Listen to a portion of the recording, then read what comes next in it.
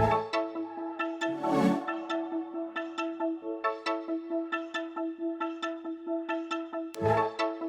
everybody. Welcome to the Hidden Gems podcast. In this show where we like to talk about a streaming service and the hidden gems that you can find on that service. I am film critic Rachel Wagner, and Ryan is here. Hey, Rachel, it's great to be back with you once again. Glad you survived the flash floods. We were talking off camera about the HCAs and how it wasn't the most fun. Yeah, I mean, the HCA, the ceremony, it was a lot of fun. I had a good time with Sean and Jennifer Chandler, my friends, things like that. Good time going to the Academy Museum with Anne. But it was one of those trips where it just seems like if there's a problem to be had, we had it. If there's a thing to go wrong, we had it. The crazy weather, it was unbelievable. I mean, it rarely rains in LA, let alone snow. There was snowfall in Los Angeles, which never happens. And we had gotten, it seemed like a good idea at the time. We'd gotten the Airbnb in Laurel Canyon in the Hollywood Hills. So it's only like 20 minutes from the hotel, from most everything. It seemed like, oh, this is a great idea. Well, they ended up having flash flood warnings, and the power lines were down, and it rained like continually through the whole weekend. Like it never stopped, which is really unusual for that area. And then we didn't have power for a whole day. And so finally our landlady, or whatever you want to call owner, the homeowner, was very kind and gave us a refund for a day. So then we ended up in a hotel by the airport. But then I lost my license, my ID. So that was a panicky moment. But then and I'm just looking through everything because I'm like, I'm not gonna be able to get on the plane. Like, oh my gosh. And so I'm near tears. And and I had called Jennifer. She's looking, she can't find it in the hotel. And the shuttle driver came back and he had it. And I gave him a big hug. I was like, thank you so much. Yeah, I actually heard about the snow. I was actually watching. We're recording this Monday, so Sunday I was watching the last NASCAR race at the current iteration of the Auto Club Speedway. It's getting refurbished. So they first raced there in '97, the year I was born. So it was definitely a lot of feelings for me watching the last race there. But the Xfinity race, the division under the NASCAR race, was supposed to race on Saturday, but the race got delayed because of snow. I'm like, what? That sounds like an Onion article. NASCAR race delayed because of snow. Like rain, I mean, yes, obviously, tons of NASCAR races get delayed because of rain, but snow? Like that makes no sense. It was wild. Yeah, Guillermo del Toro couldn't make it to the HCAs because I guess his house was getting flooded or something along those lines. And people, I mean, they're just not equipped to deal with it. Like even the gutters aren't deep enough to deal with real water. It's like we're overflowing, and it was wild. It was really crazy, but it was also very memorable. So I got to give it that. I'll never forget it. Yep, it's the trip you'll never forget. Yeah. And I did get to see spend time with friends. So, and I watched Cocaine Bear. So how'd it go? I get the appeal. It's not for me. I actually thought it was kind of boring. I mean, because it's just kind of once they have the shocking moment in the first 10 minutes of this Cocaine Bear, it's just the same thing over and over and over again. It doesn't really build momentum, and there's no characters that you care about. So I guess it's schlocky fun, and it's only 95 minutes, so why not? But not for me. But it was fun to do something different and be with my friends. I was like, why did they pick this movie? Yeah, my weekend was kind of weird movie-wise because because my dad's birthday was Saturday, And after I got off of work, he wanted to go see the Marlowe movie starring Liam Neeson. And so I Oh, was yeah. like, all right, sure. So we went to see that. I feel like I'm the only one that really enjoyed that one because it kind of felt like if they made it in like the mid to late 50s, it would star like Oh, a Rock Hudson or a oh, Humphrey Bogart type. It's like very noir inspired, and that's why I liked it so much. And oh, then last interesting. night, Sunday night, I saw Luther the Fallen Son because even though it's a Netflix movie, my luxury theater in Daytona gets Netflix movies on occasion, and I love Luther, and so I had to go see it. And that's definitely going on my overlooked, underrated list for 2023 Nice. because I feel like I'm going to be the only one that really loved that one. It was really solid. Andy Serkis, who is the main villain, he was a diabolical little man I've in that never heard of it. What is it? Luther, the Fallen Son. It's a movie based on it's a movie that's kind of like another chapter in this TV show called Luther, starring Oh, with Idris Idris Elba. Elba. Yeah. I've never seen So it. I've heard of it, the show. But so it's the next chapter in that. So it was really good. yeah, I'm gonna have a lot of movie watching coming up. I'm gonna try to see Emily sometime this week. And then tonight I'm going to see Championship, which looks cute. And then tomorrow finally seeing Creed 3. So it should be pretty good. Yeah, really looking forward to seeing it this weekend. I've now officially seen all the Rocky movies and the Creed films, so now I am more than Ready to ready for go. Creed 3 because that movie it's looking mint. Yeah. I got snowed out of the first. They actually had two screenings of it here, and I was snowed out the first one, and so hopefully won't get snowed out this one because I'm supposed to talk about it on Good Things Utah this weekend, this Friday. So I need to see it. That usually helps in talking about a movie if you've seen it. But why don't you tell everybody what we were talking about, which streaming service we're talking about today?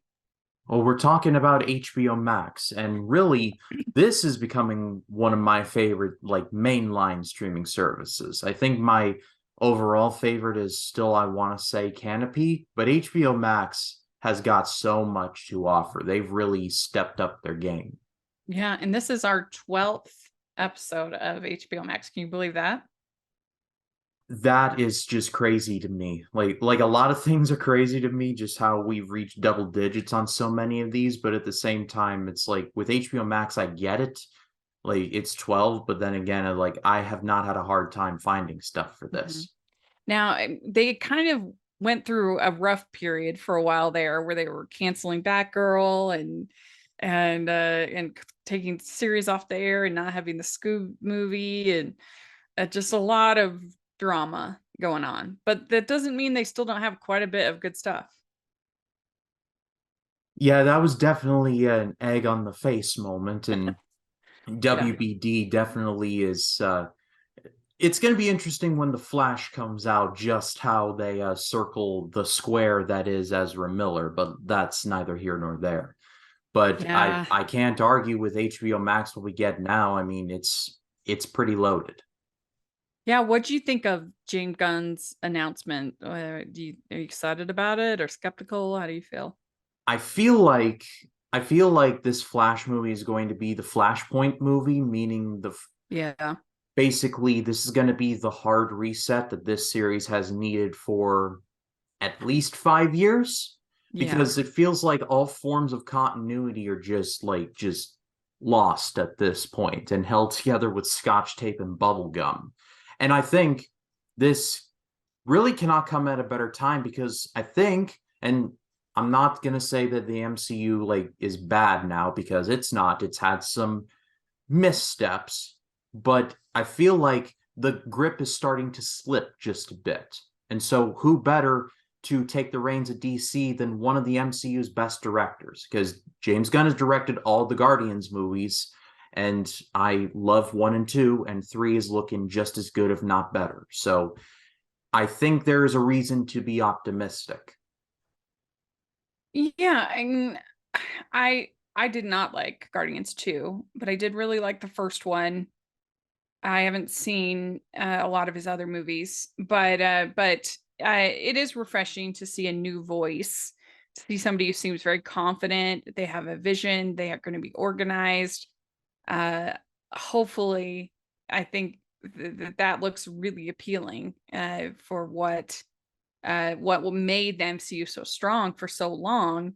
And now that they just spread themselves too thin, and Kevin Feige, I think, spread himself too thin. Hopefully, it seems like now they're learning and we're pulling back. We only have 2 shows this year, and I think 3 movies, but they're giving them some space, and so that makes me feel a little bit better. But yeah, it's going to be interesting to see. I was thinking about it today that I don't think this Shazam movie is going to do very well. I don't feel like anybody hardly is talking about it, even in like online on Twitter and film Twitter and stuff. Like, I don't know. I just feel, I mean, I'm not excited about it, but I feel like in general, it's just really under the radar for a superhero movie like this, a sequel, Yeah, no less.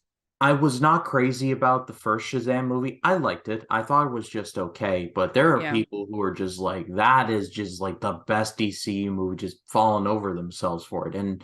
And it was fine and all, but every trailer I've seen for this, I'm just like, okay, it Yeah. looks fine. I'm definitely gonna go see it, but at the same time, it's like, all right, okay. Hmm. Because like you said, I feel like this is the one where they're just not going to do it well, especially considering I feel like this movie, Fury of the Gods, might be rendered kind of moot with Flashpoint because Flashpoint Hmm. resets everything. So it almost Yeah. kind of feels like an outside of money. It's kind of like a why bother kind of movie. Yeah. Yeah, and there's like bad vibes about the new Aquaman. People are saying it's gotten horrible test screenings. I know, I feel like they just need to get through this year, get to that flashpoint, and then they can just move on. It'll Yeah, be great. without a doubt. And test screenings, I don't really have a lot of stock in those because I feel like I just normally reserve it until I see it for myself with my own 2 eyeballs. Hmm. Yeah. Yeah, I mean, it can just sort of lead to overall apathy towards the film, but it just depends. Nobody expected the first, because I think this one will probably underperform, but that's partly because the first one way overperformed. Like Yeah, nobody expected that movie to make that much. especially that weekend, considering Yeah. that Aquaman came out the same weekend as Bumblebee and Mary Hmm. Poppins Returns. I Right. remember because I saw all 3 movies in one night. Oh, really? That was my Evil Knievel moment, seeing all 3 of those movies in one night. That's funny. Uh, all right. Well, let's dive in. What is your first movie you want to talk about on HBO Max? All right, let me get my list up here. And we'd love to have any of your comments about anything that we talk about in the episode. I know we sometimes go on little tangents, but it's all in fun. Yeah, it's fun discussion and all that. Well, first up, Hmm. I'm going with a movie from 2021, and it is called Nobody. And this is starring Bob Odenkirk as basically the guy that you know in your neighborhood who just he's at a job he doesn't like. He loves his family, but it's like something has been lost along the way. But then one night, as he's going home, he sees a robbery happening and he stops it to like a scarily good degree. Come to find out, he's basically kind of like kind of like a John Wick type. He was basically like a preventer. He stopped bad things from happening and was really good at it, but retired to raise a family. Well, now he's back, and well, a lot of bad people are coming after him. I think in the wake of John Wick, there have been a lot of these types of movies like Equalizer and just a bunch of others that are like these older actors who are like sleeper and steadily like off in the background like really good like former secret agents. I guess you could trace it all the way back to Taken, but I think John Wick just really blew it to the stratosphere. but Nobody is one of the ones that I really liked, and mainly that falls to Bob Odenkirk, who has just really experienced a renaissance in the past decade or so. He was Saul Goodman in Better Call Saul / Breaking Bad. He's been in a bunch of other things. He was in The Post, directed by Steven Spielberg. So he's experienced like a major second life in his comedy and acting career. And he's believable enough as this agent to where you're like, all right, he can hold his own, but not overpowered, if that makes any sense. By the end, this movie just goes completely off the rails. His dad in the movie is Christopher Lloyd, yes, Doc Brown from Back to the Future, and his brother is RZA from the Wu-Tang Clan. I kid you not. And the three just completely wreck shop in this workshop. It's so much fun. So it's fairly recent, but I do give it a very big recommendation. Yeah, I've never seen it, but I remember hearing about it. It came out when theaters were still, a lot of them were still closed, right? But it still did pretty well, as I recall. It was it's hard to say because I remember it was in like I can't even remember when it came out, but I believe it was in that ballpark. When Yeah, did 2021. Nobody? March 26th of 2021. So they were Oh, yeah. definitely in that ballpark of we're reopening, but we're not sure how safe it's going to be. But it was in the only theater in my area that was open at the time, the AMC Classic in New Smyrna. So I had to go out of Hmm. my way to see it, but it was well worth it. I had a good time with that one. Cool. Yeah, very good. All right. Well, my first selection, they had four new Christmas movies on HBO Max last year, and I'm going to talk about three of them, three out of four today. So, because they had a very good slate, they did a great job. And the first one I'm going to talk about is called Holiday Harmony. And this, we had Annalise Shapiro and the lead actress and the director Sean Paul Puccino on the podcast, on Hallmarky's podcast, because I enjoyed the film so much. It's about this woman who has this dream of entering the iHeartRadio contest, songwriter contest. But she has this old Volkswagen bus, and as she's driving across the country to get to the iHeartRadio in California, her bus breaks down. Of course, they don't have all the parts because it's a little car, and she meets this man who starts work on her car, and he is a school teacher and also works in the shop with his mom, and he kind of corrals her into helping teach the kids at the school. There's only like 7 kids in the choir, but of course they start to bond. They don't go along at first, and then they start to fall for each other. I really liked the chemistry. It's Annalise Shapiro and Jeremy Sumpter, who I guess he was in the 2003 Peter Pan. I don't know if you ever saw that one, but it's pretty good. And then yeah, Brooke Shields is in it, and I just enjoyed the story. I liked the script. I thought the two had great chemistry. It's like a little bit steamier than Hallmark, a little bit more PG, but it's not too bad or anything. But there's some intimacy in the movie, and great songs. She has a beautiful voice. So yeah, I really enjoyed it. I thought it was great. Yeah, it's I was gonna ask you, is this Hallmark? But then you said no, it's way steamier. So I'm like, Yeah, yeah. definitely not. Like it's not like outlandish, but there's like a little bit of steam. So I maybe would get PG-13 rating, but not like R rated. Yeah. So, but it's the girl going to the city. I'm going from the city to the country, falling in love with a small town and the hometown hunk. It's a lot of your tropes, but I thought done very well. Very enjoyable, very Christmassy. Got lots of Christmas music. in there. And there's some people on Letterboxd who said, "Oh, she gave up her career for a man." I disagree because she tries it. She auditions for him. She doesn't like being there. And so she's like, "No, I miss being in Oklahoma with my man and the kids that I was teaching and everything else." And then she still pursues her career as a musician. She just doesn't, there's no law saying you have to be in California or you have to be in Nashville these days. Like you can do it anywhere. So I disagree. I thought that it was fine in that regard. And so there we go.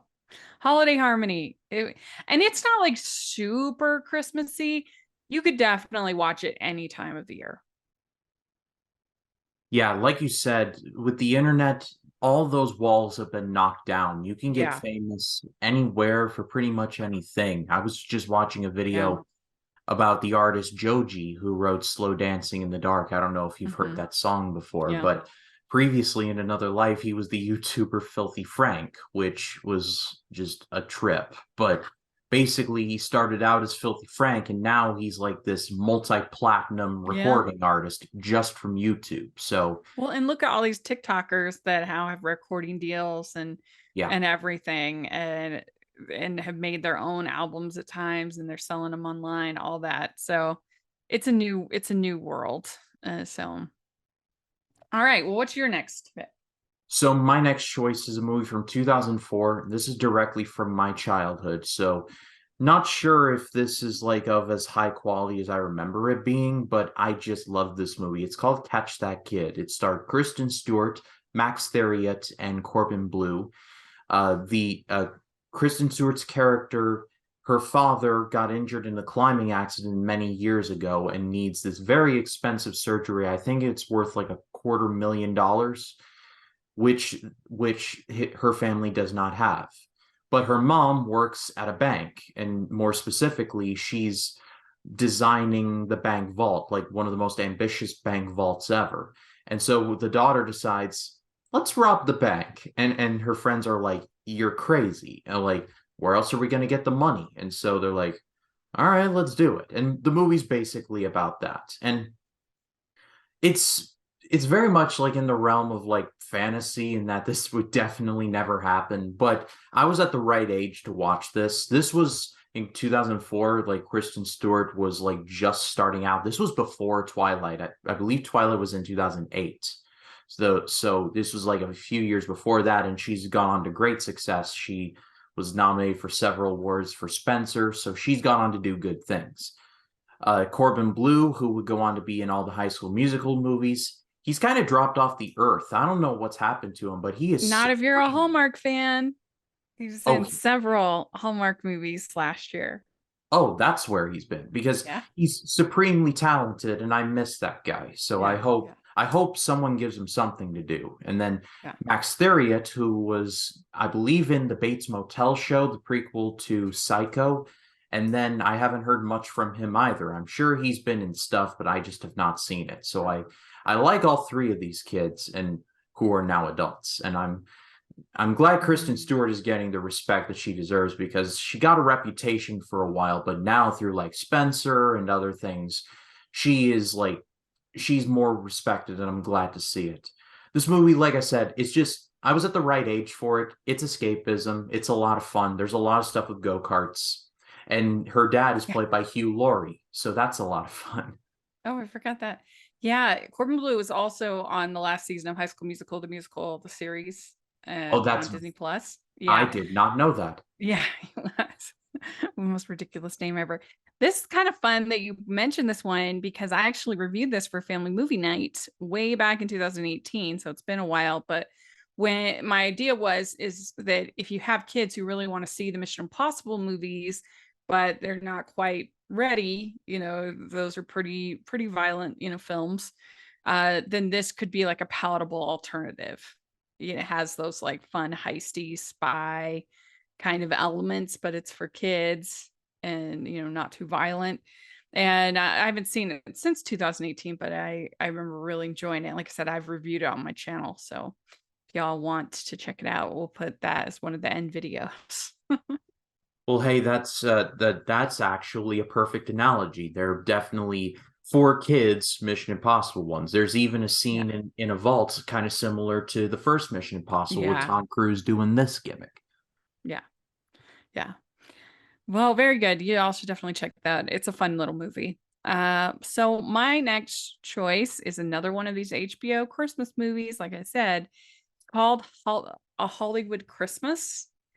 And this is a like parody. It's a farce about this woman who is making a Christmas movie on the Warner Brothers lot. It's all shot there at the Warner Brothers lot there in Burbank.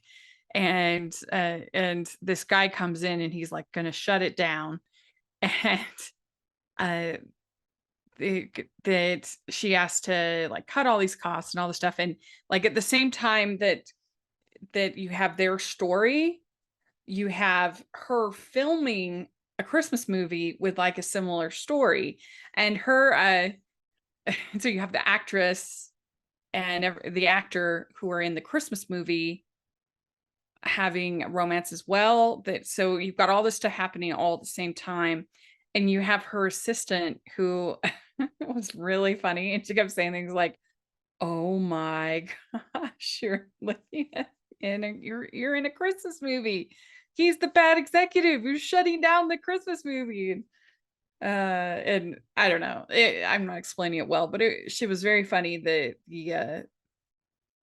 assistant, and you have Missy Pyle playing this like diva who comes and wants to shut everything down. She was funny.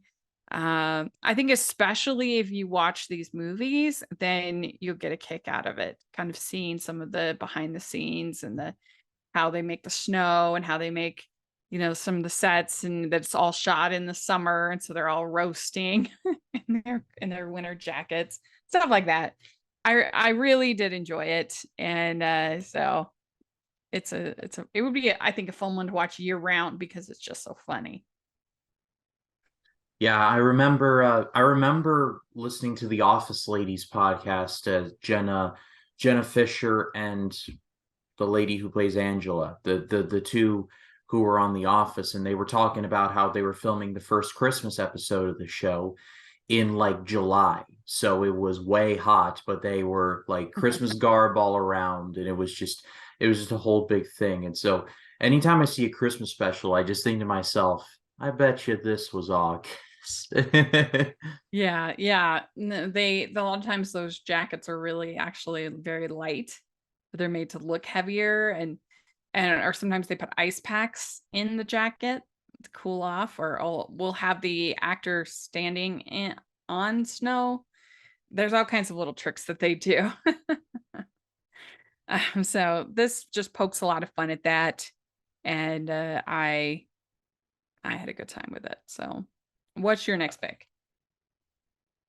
So my next choice is a TV show from it's again from my childhood, and it's one of those ones that I just remember watching a ton of on Cartoon Network. It's called Batman the Brave and the Bold. Now, this is definitely a brighter, more child-friendly version. It's not like Batman the animated series. It was definitely more inclined to it was a more fun version of Batman in the style of like Ben 10 or Generator Rex. But I remember being exposed to various like DC characters for the in this show for the first time. Green Arrow shows up a couple times, who would go on to have big success with his own show on the CW. Blue Beetle is in there, which I mean, I don't know what the status of it is, but he's getting his own standalone movie at some point in the Mm, future. It's being worked on. I think that Plastic, was in James Gunn's thing that he in his announcement. It was in there, I think. yeah, Yeah. Yeah, I definitely remember him announcing that, and I've seen a poster for it. Plastic Man is in here, which that's a lot of fun. I love seeing him. And Green Lantern makes an appearance, I believe. It's just a fun show. It's very episodic, very much monster of the week, but it was instrumental to my childhood. And like with most kids, they were introduced to Batman Mhm. through the Batman the Animated Series. This is where I got my first real introduction through Batman the Brave and the Bold. It was on reruns a lot, And so I have a lot of very fond memories of this one. Yeah, I've never seen that one. I have seen the animated series, and I still think that's the best Batman we've ever gotten. I think everything else is trying to kind of catch up to that one. Or pay But homage. what's that? Or pay homage. Yeah, definitely. So I think that's interesting. Is it more like Bang Pow like 60s Batman or more? No, no, it's like I said, it's definitely like Ben 10 in terms of animation style.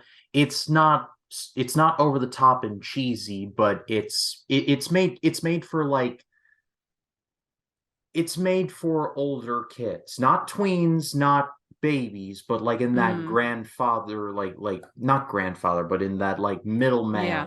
of like 8, 9, 10 year olds. Hmm. Like definitely beyond like toddler stuff and into like, all right, we're going to start introducing some darker stuff now. Is like start them with that and then get into the Teen Titans show because the Teen Titans show, while it has its silly moments, gets incredibly dark. But I'll save that for another time. Oh, good.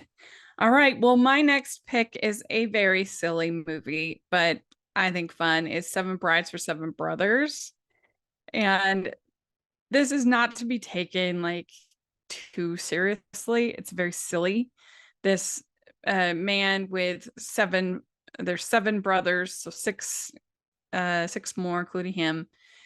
He decides to go down and find a wife, and he does. He finds one in Millie, and then he sings. The men are all depressed because they don't have a girl, and so they he sings this song about the sobbing women, not sobbing Sobbing, sobbing Saubin, I think is how it is.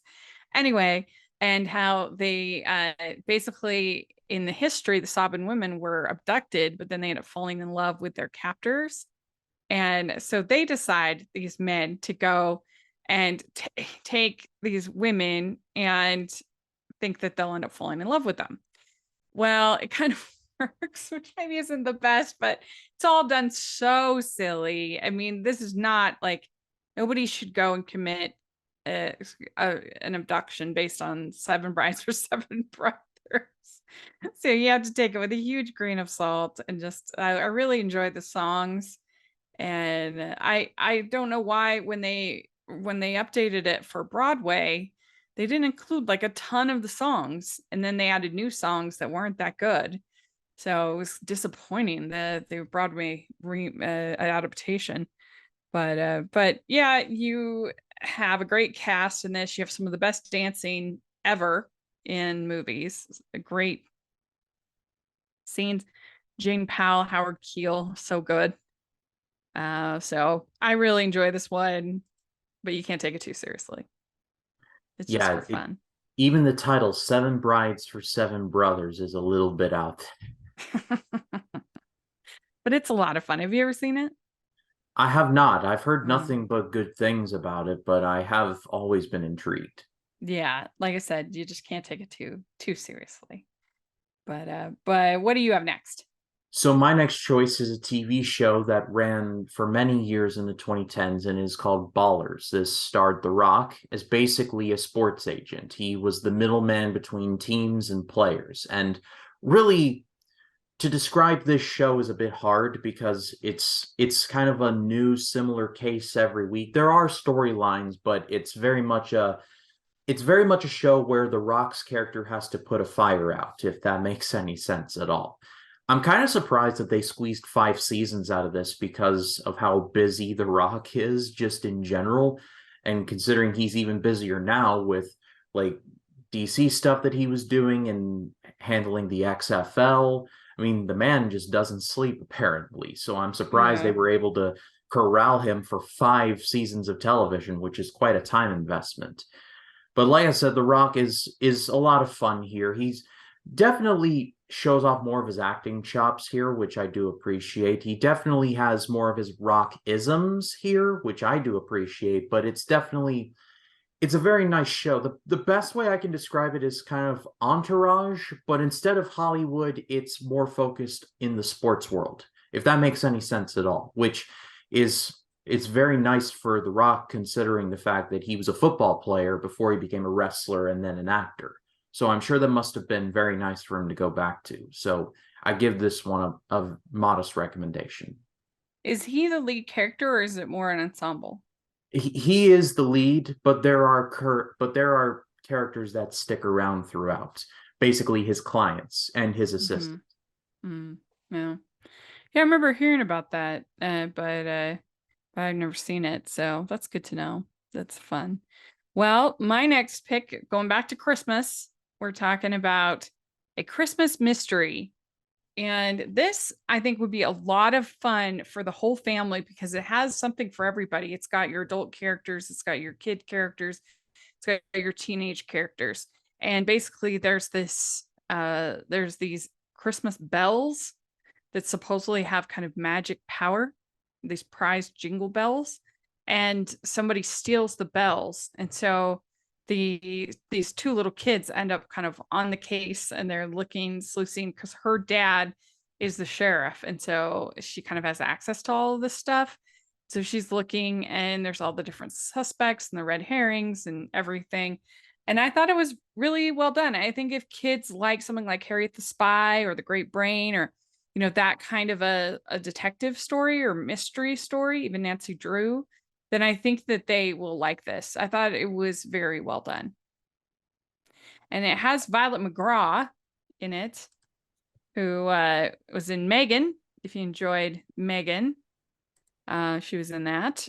She's a good little actress, and it's got Beau Bridges. He plays a character's dad in it, and also the mayor. And if you like mysteries, I think you'll like this one. I was very impressed. Is there a dude named Clarence in this? Because if there Mm. is not, that was a wasted opportunity. Magic Bells, Clarence, It's a Wonderful Oh Life. yeah. You know what? I'm not sure. I can't remember. Yeah.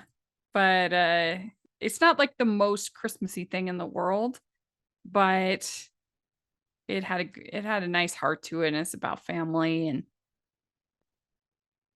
let's see here.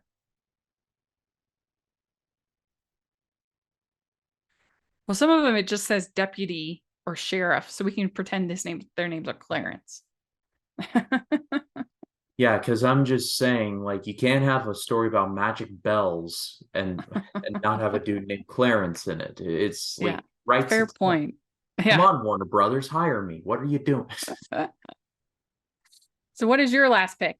So my last choice is a movie from 1957. I recently stumbled upon this for the first time.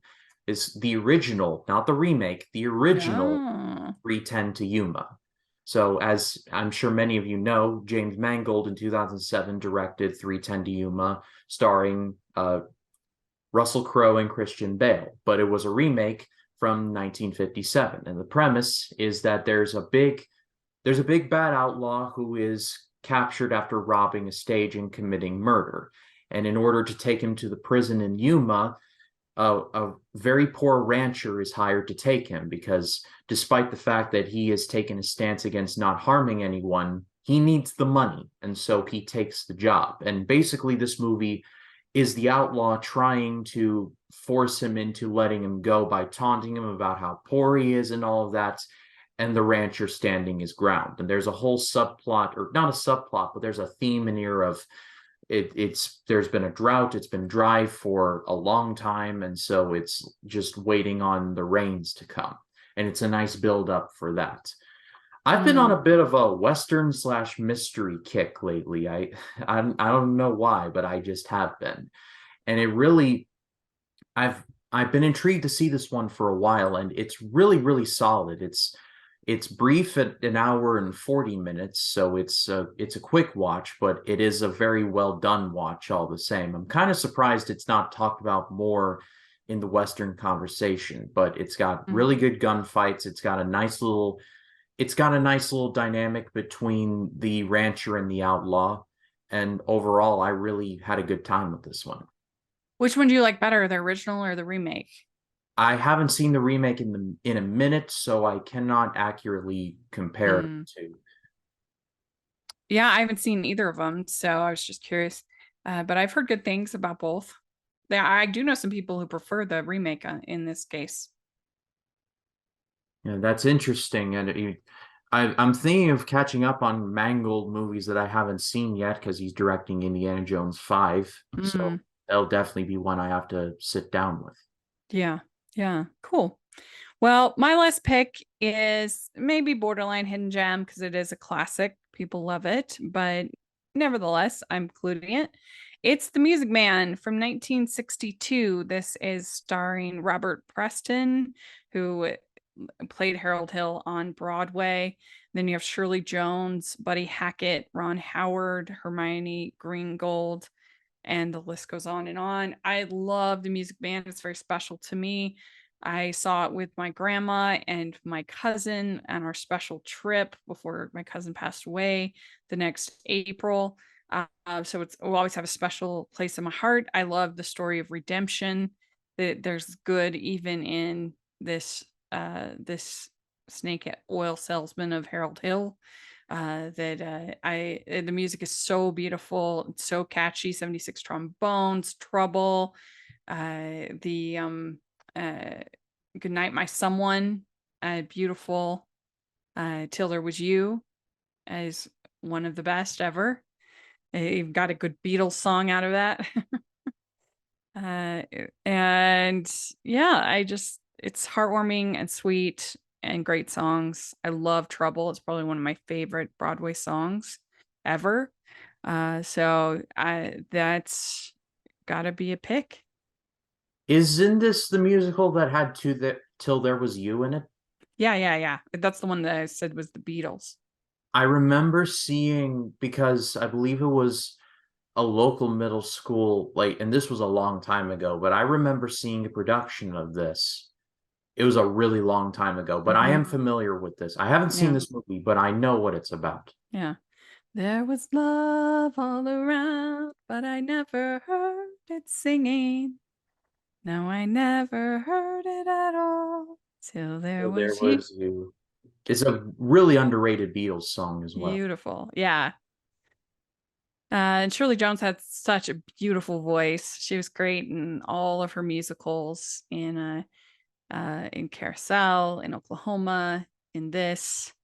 So yeah, and Easter egg of this is she was pregnant when she filmed this. So if you look at it, she always has like all these layers right around her midsection.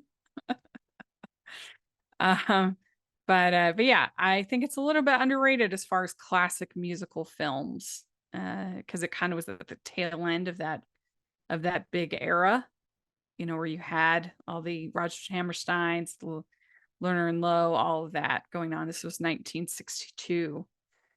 So anyway, I love it and I would definitely recommend it. So there we go. We did it. We shared all of our hidden gem picks. So let us know what you have been watching at HBO Max. We would love to hear your thoughts. And Ryan, where can people find you? They can find me on Facebook, Twitter, Instagram, and Letterboxd at RyanCam20. Then there's, of course, my YouTube channel just called Ryan Cam. I just recently wrapped up my road to Creed 3 with my thoughts on Creed 2, so that is currently on the channel. As this video goes live and this podcast goes live, uh, my latest episode of Life in the Movies with Ryan and Jacob will be up. We'll be doing our March preview, and I love doing those preview episodes. It's going to be a lot of fun. Last week we did part 2 of the animation celebration, which was a lot of fun. And then of course I will be reviewing Creed 3 when it does come out, and also Operation Fortune, which I just realized is directed by Guy Ritchie. Guy Ritchie has 2 movies coming out this year, The Covenant and Operation Fortune. So my Guy Ritchie loving self is getting spoiled this year. So I'll definitely be checking both of those out. And then I will be starting up my John Wick series in order of John Wick Chapter 4 by reviewing John Wick on Sunday. So if you've not checked me out, please do. Right. Yeah, you also definitely check it out. And you can find me at Rachel's Reviews, all of our social media, iTunes, YouTube, and on Rotten Tomatoes. So check that out.